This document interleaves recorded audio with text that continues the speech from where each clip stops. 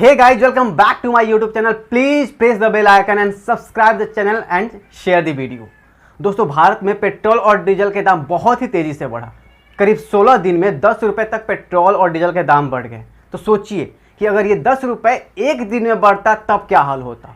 लेकिन सरकार बहुत ही चालाकी के साथ 80-80 पैसे करके आज 10 रुपये बढ़ा लिए। लेकिन आपको चिंता करने की कोई ज़रूरत नहीं है। ये कोई बुरी खबर थोड़ी ना है, ये तो अच्छी खबर है। और क्योंकि अच्छे दिन आने वाले हैं, ये मैं नहीं कह रहा, ये कह रहे हैं अच्छे दिन। अगर यही 2014 के पहले होता तब आप कह सकते थे कि ये बुरी खबर है। आप सड़कों पर प्रदर्शन करते, रोड़ेबाजी करते, पत्थरबाजी करते, सड़कों पर गैस सिलेंडर लेकर धरना देते। लेकिन ये 2014 के बाद हो रहा है, तो अब आप ये कहेंगे कि ये तो राष्ट्र के निर्माण के लिए हो रहा है। भैया, पेट्रोल जो है उसका जो बेसिक प्राइस होता है वो 35 रुपए के आसपास है। अब उसके ऊपर करीब 50% टैक्स है। ये तो पूरी स्टडी है मेरे पास में। अच्छा बच्चों, ये बताओ, आपको जो 35 रुपए का पेट्रोल दिलाएगा उसको वोट दोगे या 75-80 दिलाने वाले को?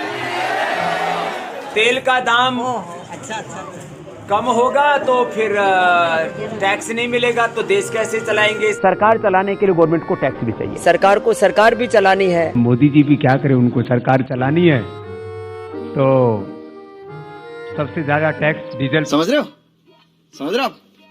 हो ना? पिछले कुछ दिनों से लगातार बढ़ रही तेलों के दाम को लेकर सरकार कहती है कि भारत में दुनिया की तुलना में सबसे कम वृद्धि हुई है। हम दुनिया की बात नहीं करते, हम केवल अपने पड़ोसी देशों की बात करें तो आप यहाँ पर देख सकते हैं कि पड़ोसी देशों में पेट्रोल के दाम कितने हैं। पाकिस्तान में 62 रुपये 53 पैसे, बांग्लादेश में 78 रुपये, भूटान में 86 रुपये, चीन में 98 रुपये और श्रीलंका में 75 रुपये पर लीटर है।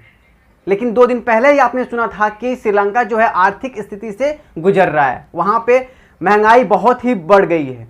हमारी गोदी मीडिया नहीं बोलेंगे, हम बिकाऊ मीडिया बोलेंगे, वो चिल्लाकर हमारे देशवासियों को बता रही थी कि श्रीलंका की स्थिति क्या है, देश दुनिया की स्थिति क्या है। लेकिन उनके देश की स्थिति क्या है उनको उससे फर्क नहीं पड़ता। दूसरे देशों की बहुत चिंता होती है इन्हें।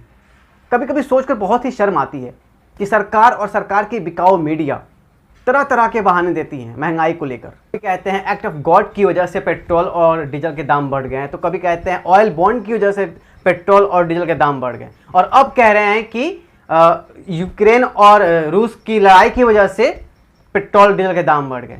आखिर सच्चाई? अभी जो हमारी सरकार है वो डायनेमिक प्राइसिंग सिस्टम को फॉलो करती है। इसमें होता क्या है कि ग्लोबल मार्केट में क्रूड ऑयल के दाम जैसे जैसे अप डाउन होते हैं, उसी प्रकार हमारे देश में भी तेलों के दाम ऊपर नीचे होता है। आप ऐसे भी कह सकते हैं कि जो प्राइसिंग है वो डिकंट्रोल हो गया है। इसका मतलब ये हुआ कि सरकार कंट्रोल नहीं करती, कंट्रोल करता है हमारा ग्लोबल मार्केट।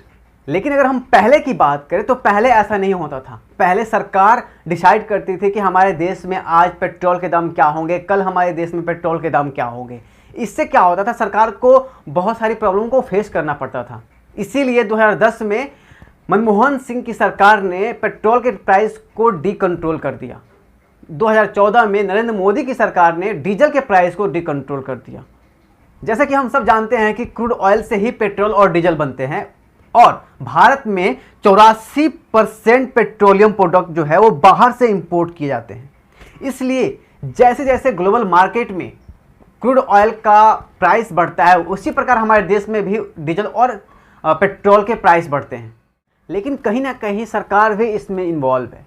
कहने के लिए भारत में पेट्रोल और डीजल डिकंट्रोल्ड है, लेकिन आपने देखा होगा कि जब भी इलेक्शंस आती हैं तो पेट्रोल और डीजल के दामों में थोड़ी सी गिरावट आती है, और ये सारी चीज़ें टैक्स के माध्यम से सरकार करती है। ग्लोबल मार्केट में क्रूड ऑयल का दाम हमेशा हाई ही नहीं होता, लो भी होता है, लेकिन हमारी सरकार जो है वो टैक्स में कम नहीं करती है, वो बढ़ाती है। क्योंकि अगर नहीं बढ़ाएगी तो फिर इनकम कहाँ से होगा, इनकम नहीं होगा तो फिर इलेक्शन कहाँ से होंगे, इलेक्शन में पैसे खर्च होते हैं। दोस्तों, आपका क्या विचार है इस महंगाई को लेकर, प्लीज़ हमारे कमेंट सेक्शन में बताइएगा। और I just request once again, please subscribe the channel and share the video. Jai Hind.